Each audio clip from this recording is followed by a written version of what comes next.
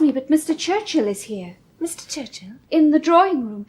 He asked most particularly that he might speak with you, Miss Woodhouse. Thank you, Williams.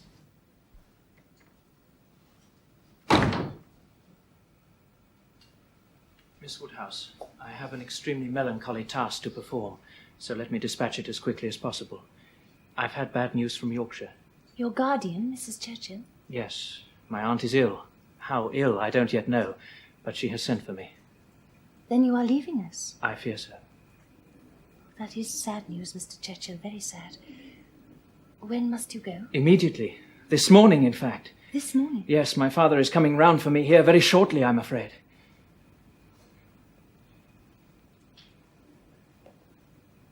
Miss Woodhouse, you must think this sudden departure both ill-mannered and extraordinary. I have no right to question your actions, Mr. Churchill. Believe me, the decision was not mine. No, in these matters, I'm afraid I am not my own master. My portion is merely to obey, whether or not there is justice in the command. Of course. I understand. Thank you, Miss Woodhouse. Thank you. Oh, of all horrid things in the world, leave-taking is the worst. But you will come back to us again, surely. This will not be your only visit to Randalls. I cannot be sure, but I shall try for it. You may be certain I shall try for it most strenuously. So, our poor ball must be quite given up. Oh, that ball. Why did we not seize our pleasure and hold it at once? How often is happiness destroyed by foolish preparation, eh? Yes. How often? Well, never mind. If I can come again, we may still have it. My father depends on it. So, hold yourself still engaged, Miss Woodhouse. Very well, I will. Oh, such a fortnight it has been. Every day more precious than the last. Every day rendering me less fit to bear any other place. Happy those who remain at Highbury. As you do us now such ample justice, Mr. Churchill, may I venture to ask if you did not come a little doubtfully at first? You read too much into my manner, Miss Woodhouse. So, you are leaving us this very morning? Yes, my father is to come for me here, and we go immediately. In fact, I fear him coming any moment. Without even 5 minutes to spare for poor Miss Bates and her niece. How sad. I am sure Miss Bates' powerful and lucid arguments would have persuaded you of the desirability of staying. I need no persuading on that score, I can assure you. But I did call in there, briefly, on my way here just now. Oh, you did? Yes, I had intended a moment only, but was detained by Miss Bates herself being out. She is a lady I fear one must laugh at, yet one would not wish to slight. But Miss Fairfax was at home, I trust? Yes, she was with him.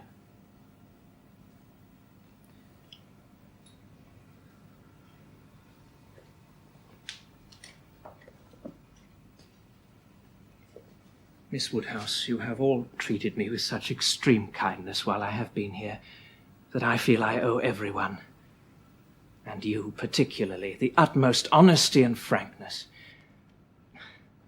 I'm quite sure that you, with your extreme powers of perception, must be well aware of the true state of my feelings.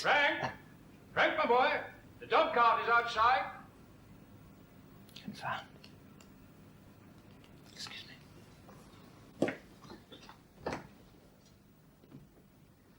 I'm just coming, Father. No, don't come near the door, please, Mr. Woodhouse. It's a nasty raw morning. Oh, well, I shall hear about you all. That is my chief consolation. I have engaged my stepmother to send me every possible item of news. Oh, the blessing of a female correspondent. She will bring dear Highbury close to me again. Well, goodbye, Miss Woodhouse.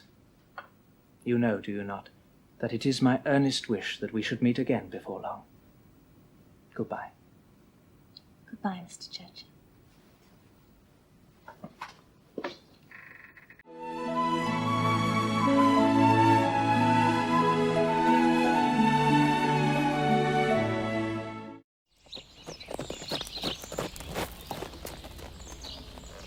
Miss Woodhouse, you must forgive my intrusion, but my aunt has become ill. It is nothing serious, but my presence might bring her solace, therefore I must return. And although I expect my father at any moment, I could not leave without stopping here. Not even 5 minutes to spare for your friends, Miss Fairfax and Miss Bates. How unlucky. Oh, no, I stopped there on my way here. After all their kindness, I don't wish to slight them. But it is not the Bates, nor my aunt that occupies my thoughts as I prepare to leave. There is something much more personal that I must say to you.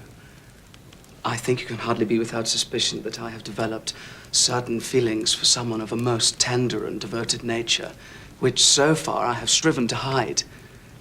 Yet you have always made me feel so wonderfully at ease, such a friend, since my very arrival, that it no longer seems honorable to keep them from you. In short, Miss Woodhouse, I cannot help but say... Mr. Weston.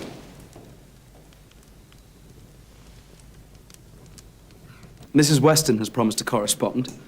The blessings of a female correspondent when one wants news. In her letters, I shall be at Highbury, and here again. With you. Well, he loves me. He was on the verge of telling me when his father burst in. I felt listless after he left and had some sort of headache, so I must be in love as well.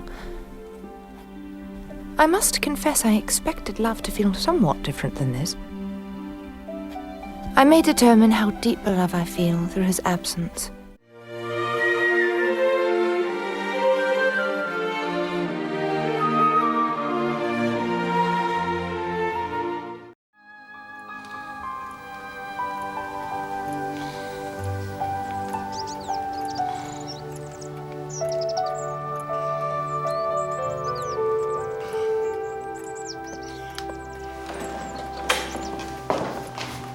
Mr. Churchill, ma'am.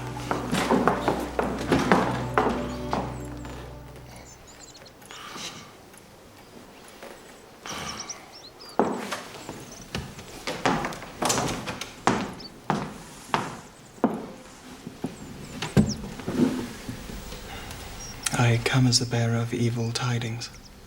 Or for me they are. Mrs. Churchill is ill. I must leave immediately for Enscombe. I'm very sorry to hear it. I hope it is not very severe. Who can tell? It would seem she's far too unwell to do without me. I dare say I shall arrive at Enscombe and find her quite recovered. You see how it is. I cannot refuse to go. No, of course you cannot. Of all horrid things, leave-taking is the worst. But you will come again. This will not be your only visit to Highbury. Oh, I suppose our poor ball must be quite given up. For the present. But if and when I get away, we shall have it. Don't forget your engagement. No, I promise you that. The first 2 dances. It has been such a fortnight. Every day more precious than the day before. Every day making me less fit to bear any other place. And you must be off this very morning. Yes, my father is to join me here. We will walk back together, and I must be off immediately. Not 5 minutes to spare, even for Miss Fairfax and Miss Bates. Oh, yes, I have called there. Passing the door, I thought it the right thing to do. In short, perhaps, Miss Woodhouse, I think you can hardly be quite without suspicion.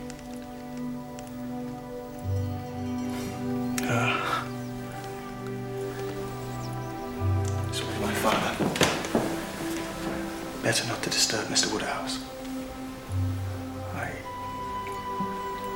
hope we shall meet again before too long.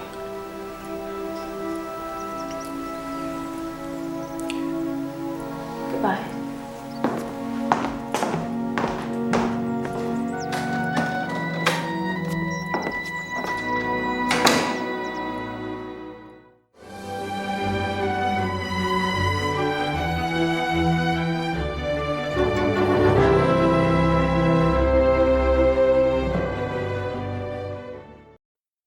His aunt is extremely ill. Frank is so low, but He has said he is not leaving without seeing you. He was very particular. I shall leave you alone. I'm sure he cannot be about to say anything that you cannot hear also. I'm sure he can.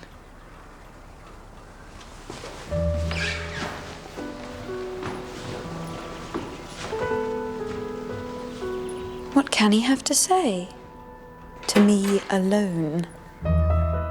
Must I really believe he is in love with me? How should one look? If one was supposed to be in love in return. I don't think so.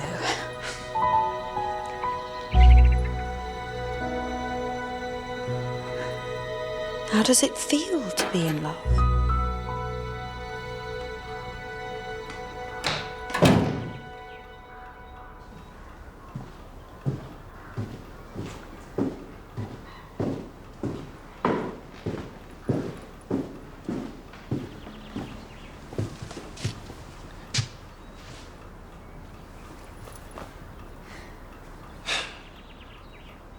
Of all the horrid things, saying goodbye is the worst.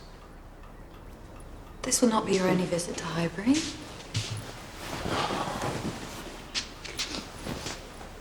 Now you have reacquainted yourself with where we are. I don't know when I might return. But it'll be the only thing I think about.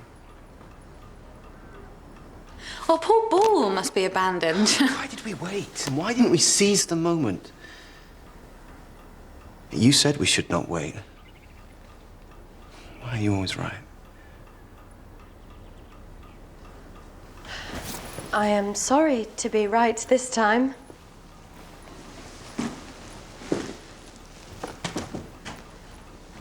I would much rather be merry than right.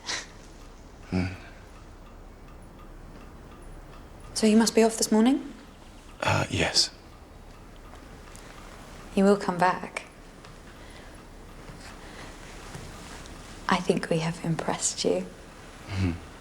Though you were not expecting to like us, admit it.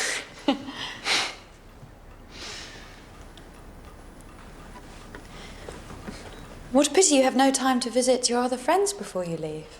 Miss Bates's steadiness and clarity of thought might have calmed your anxiety. Oh, I've been there. I thought it right. My duty to tell them I must go.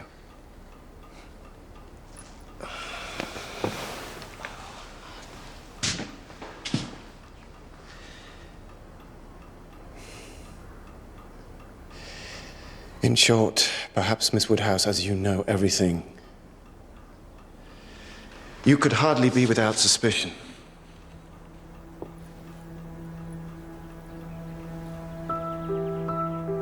I thought I would be able to stay here forever.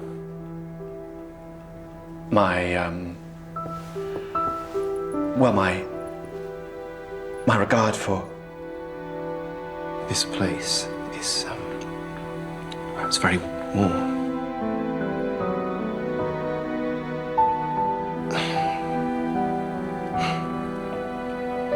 I must go.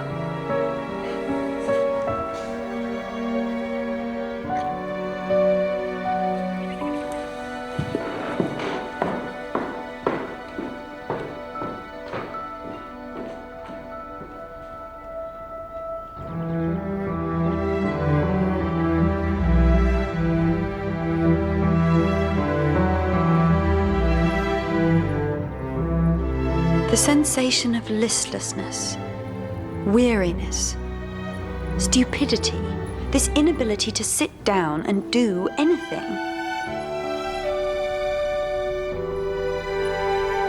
This feeling that everything around the house is dull and insipid, when it never was before.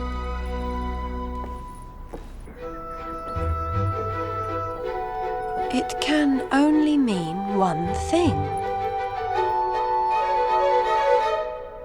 I must be in love.